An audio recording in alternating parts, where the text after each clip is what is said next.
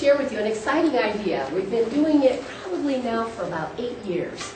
And so I've got stories to share, and I also have some video because I went out and I talked to some of the people that we've encouraged to be in-house trainers, and I have video clips to show you and things like that. But first I want to find out a little bit about you. So let me ask you, how many of you are responsible for training in your organizations? So everybody. Good, good. All right. So this is an idea for you to explore as complementary maybe to what you already have. You know, you probably already have in-house trainers. You, in fact, let me ask you this question. How many of you are also the trainer or one of the trainers, right?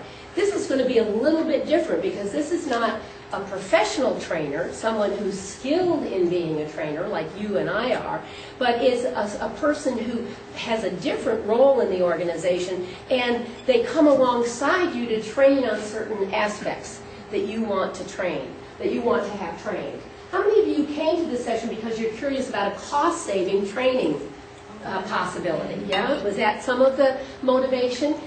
Good, because by and large, this allows you, in fact, I'm going to ask you this question. How many of you would be interested in something that could potentially save you somewhere around $25,000 a year?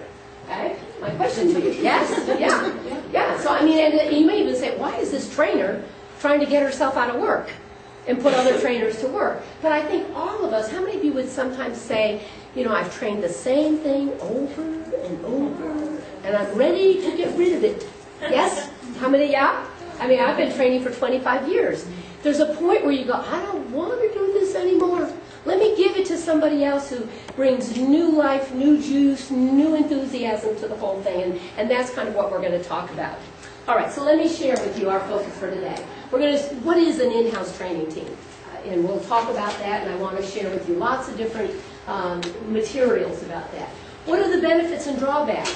Okay, there are benefits, there are some drawbacks, and you want to be familiar with those. How do you launch an in-house training team? You know, we're going to look at the benefits and drawbacks, and then if you like it, we're going to say, okay, well, how do you get it started? What do you do to make an in-house training team effective, and how do you keep it going? You know, how, once you get it started, the little bit of the enthusiasm is gone, how do you keep that training team going? So one of the things I wanted, first of all, for you to talk to each other, because the beauty of conferences is really getting to know people, isn't it? And sometimes we sit at the same table, but we don't ever really connect with the people at our table. So I wanted to give you a little bit of time to start out at the beginning, connect with each other, introduce yourselves, you know, kind of say who you are, what you do. But then I really want you to focus on what are the challenges that you face providing training and personal development. Okay, because this is a solution to one of the personal development issues that we have in organizations. Because many times people can't grow vertically in the organization. And sometimes they can't anymore grow horizontally except in their workload. Okay, but not necessarily their experience. This provides people with a bit of an add-on that they really love.